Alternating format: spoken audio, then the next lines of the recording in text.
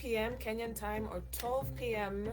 where I am right now. So I will just go ahead and start, and whoever joins us later, they can either play it back or just continue with us. So if we haven't met yet, my name is Kaiza, and I am the CEO and founder of Kupsi Inc. Oh, thank you. Hi, please comment with where you're coming or you're joining us from. I'll be happy to know where you're watching from this evening or afternoon, depending on where you are. So it seems I can't share my screen for some reason. So I will just continue with the live today without the screen share. Or I can screen I can put the screen right here and see if we can work it out that way. So this is the first live, so please bear with me while I try to sort out this technical difficulties for a second. Okay. So, we we had to adjust a little bit because I can't seem to share my screen on Facebook Live. So this is the way I'm going to share the screen from now on. So thank you again for joining us. It's 4 minutes into the live, and I would just go ahead and introduce myself. If we haven't met yet, my name is Kaids Alexandra, and I am working towards improving the state of fashion in Kenya, especially when it comes to the tailors and the designers who are mostly working in the informal sector of the country's economy. So we are working to move those from the informal sector to the formal sector.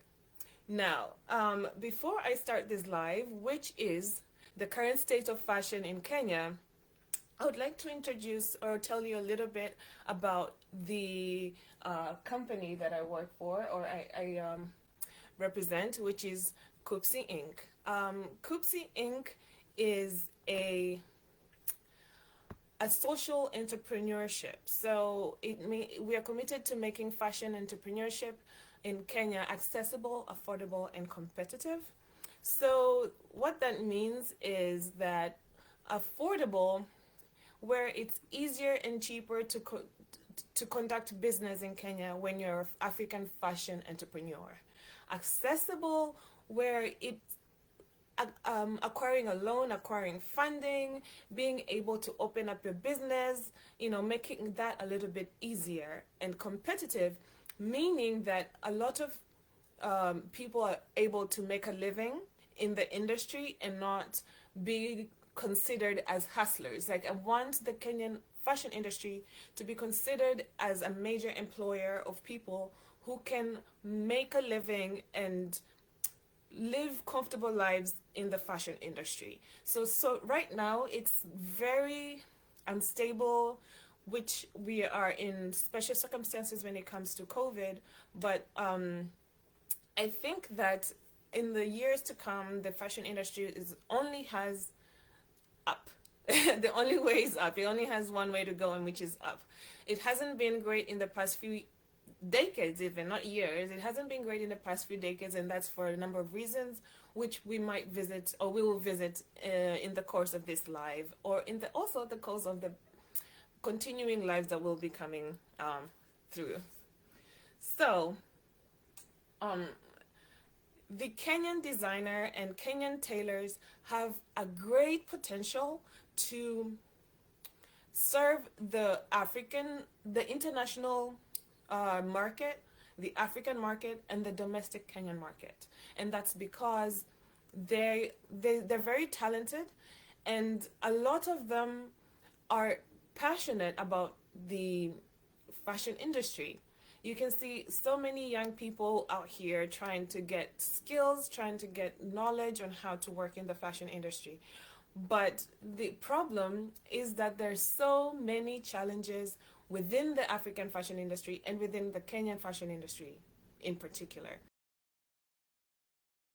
The current clothing and textile industry in Kenya is in the Kenya 2030 vision of the government. So what that means is the government is working towards improving the sector by if you're familiar with Rivertex textile mill or manufacturers. So the government tried to revamp that And the President Uhuru Kenyatta, has been trying to market them by wearing their shirts.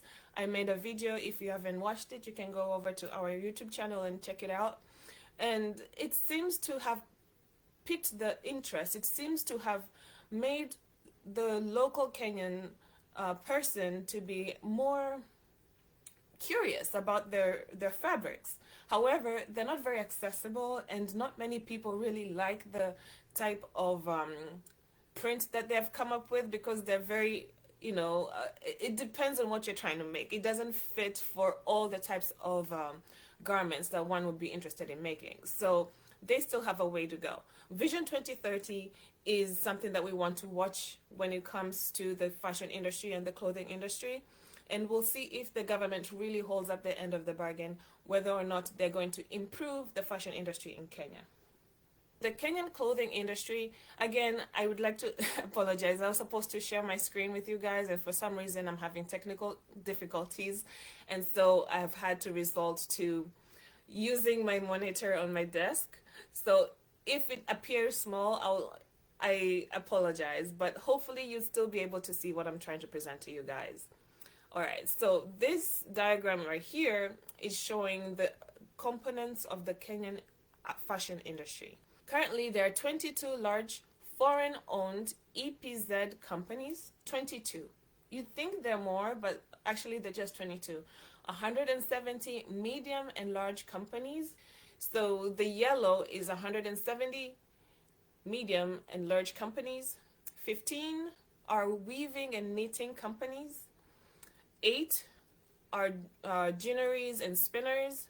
There are 9 accessory manufacturers in Kenya, and the majority of the majority of people who make up the fashion industry in Kenya are 75,000. I personally think there are more, but 75,000 micro and small companies, including fashion designers, tailors, and tailoring units. So these are the people I'm talking about. You are the people I'm talking about. So this right here is saying 75,000.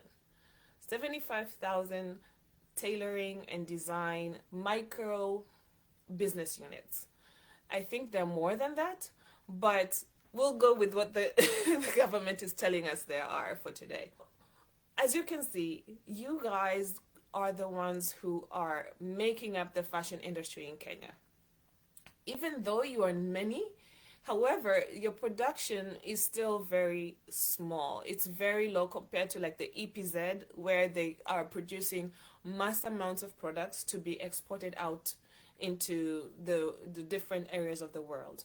So my job, or my main goal, is to make sure that we improve the production of this 75,000. That's you tailors, designers, fashion entrepreneurs who are making your own products, to compete with the EPZs and to compete with the Mitumba sellers. What are the main challenges when it comes to the fashion industry? Nini na to affect? Nini na to challenge? Nini na to choke? The first one is the government. The biggest challenge is that sometimes the government comes up with policies that that sound great on paper, but then when it comes to execution, it's not that good. So what I mean by that is there are policies like trying to revive the textile industry, which on paper it looks like it's great, but then when you look vitu kwa ground, this is the promise right here. Vitu kwa ground is different. It's not how it looks like to the regular mwananchi or to the regular tailor or designer. So there needs to be a way to bridge what the government is trying to do and what is actually happening on the ground, which we are not currently there yet. We need to solve this problem. You can't have policies where it looks like the government is for the small business person, the small business tailor or designer, but then when you actually are the one conducting business, you're the one running your store, it doesn't look like what the government is trying to do. So we need to bridge this too. The second one is that the high cost of utilities such as studio rent and electricity. This is just a few of the things that costs so much, like paying your electric bill, paying your studio, if you're renting a studio space. Those are expenses that take away from your profit. So a lot of tailors and a lot of designers are challenged with the day-to-day running of their business. And I have not even included hiring help or renting. If you're renting your equipment, if you don't own your own equipment and you have to pay rent for them, those are more costs that are they're eating away from your profits. How are we going to solve that? The next thing is that if you're looking to increase your production, if you're looking to make more money, you might need to borrow money from banks and other institutions. These are very expensive. The banks, you have to pay back with interest, which also is an expensive way to try and fund your business. And this is a challenge for many tailors, and it's a challenge for many designers. And then sourcing quality fabric is difficult and expensive. Like I talked before about the Rivertex being a local product, a lot of people would like to support locally made fabrics, but when you compare our locally made fabrics with fabrics that are imported, they are not on the same level. So it makes it hard for designers to create these beautiful clothes when they don't have great raw material to work from. So this is also a huge challenge that affects it affects so many tailors and so many designers having to look for different sources of fabric. So this, coupled with the lack of money or lack of funding sources, can easily kill a business. Now that we know the challenges, we have to examine what are the strengths. S stands for strength, weaknesses, opportunity, and threats, which is a SWOT analysis. In just simple terms, we're going to look at what, at the current moment of the fashion industry in Kenya, what is the strength? The strength is that there's a huge population of young people who are now looking towards African clothing, locally produced clothing. Our aesthetic now, or what we find pleasing and what we find smart, is the African print. So the strength is that there is a large population of people who have an appreciation for African print and locally produced goods, which means for the foreseeable future, there is market for people to come and buy your goods as a designer, to come buy your services as a tailor.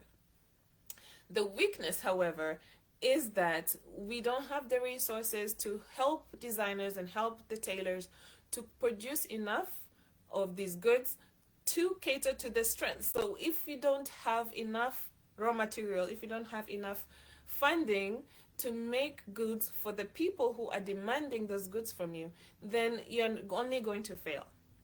So if we can do that, we'll be able to improve the fashion industry in Kenya. The opportunity is the internet.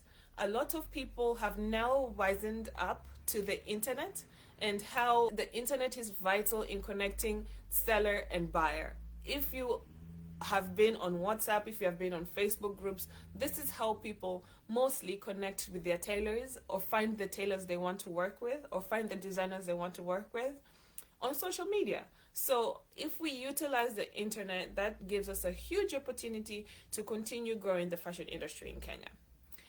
We should not only rely on the face-to-face way of making or conducting business anymore, because a lot of people are now online, and with the capabilities of M-Pesa, and you can deliver the goods within some cities, which there's no reason why we should not be taking advantage of this opportunity when it comes to the fashion business in Kenya. The threat, the T is for the threat. So the threat here is the mitumba. Mitumba meaning second-hand clothing, second-hand goods. These goods are generally cheaper than the store-bought or ready-made clothes, and sometimes also cheaper than the fundi-made or tailor-made clothing. they are very stylish. So many people are saying, hey, it's cheaper for me to go to the Mtumba, to go to Toy Market, to go to Gikomba, or wherever you buy your secondhand clothing and look fashionable without spending that much money.